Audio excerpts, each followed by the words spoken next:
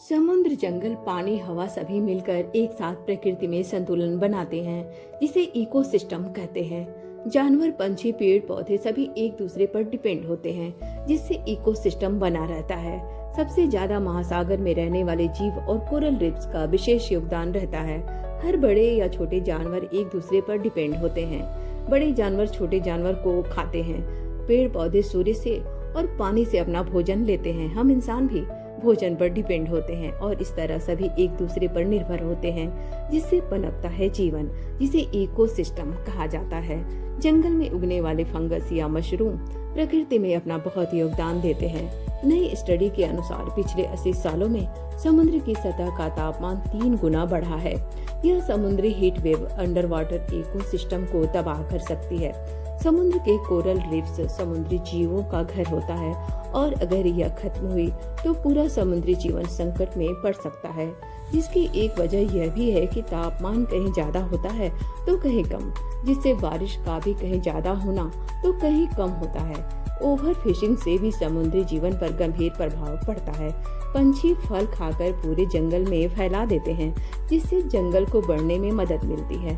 Amazon जंगल भी 60 lakh square kilometre में फैला हुआ है। जंगल भी काटे जा रहे हैं। धरती का अधिकांश भाग पानी से घिरा हुआ है। यहाँ पीने लायक पानी भी 3% ही है। बाकी 97% पानी खारा है, जो समुद्रों में है। 2.4% पीने का पानी ग्लेशियर और बर्फ में दबा हुआ है, जिसे निकालना मुश्किल है। केवल 0.6% पानी ही पीने के लिए मौजूद है, जो नदियों, झीलों और जमीन के अंदर है, जिस पर हम इंसान, जानवर और पंछी निर्भर होते हैं। और हमारी पृथ्वी के इकोसिस्टम में फ्लो ऑफ एनर्जी बना रहता है।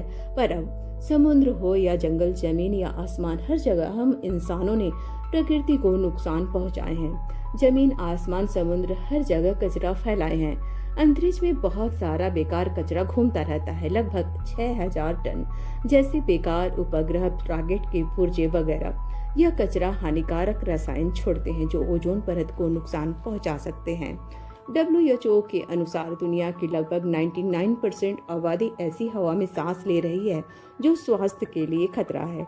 सबसे बड़ी समस्या बढ़ती आबादी, ग्राउंड वाटर का कम होना, रेगिस्तान में बाढ़ का आ जाना, ये सभी समस्याएं प्रकृति को नुकसान पहुंचाती हैं। इसके लिए हम इंसानों की गतिविधि जिम्मेदार है। अगर हम रोक सके तो बदलाव आ सकता है, और यह बदलाव वैश्विक स्तर पर किया जाए तो ही संतुलन बना रह सकता है, ताकि आने वाली पीढ़ी स्वस्थ और सुरक्षित महसूस करे और प्राकृतिक संतुलन बना रहे।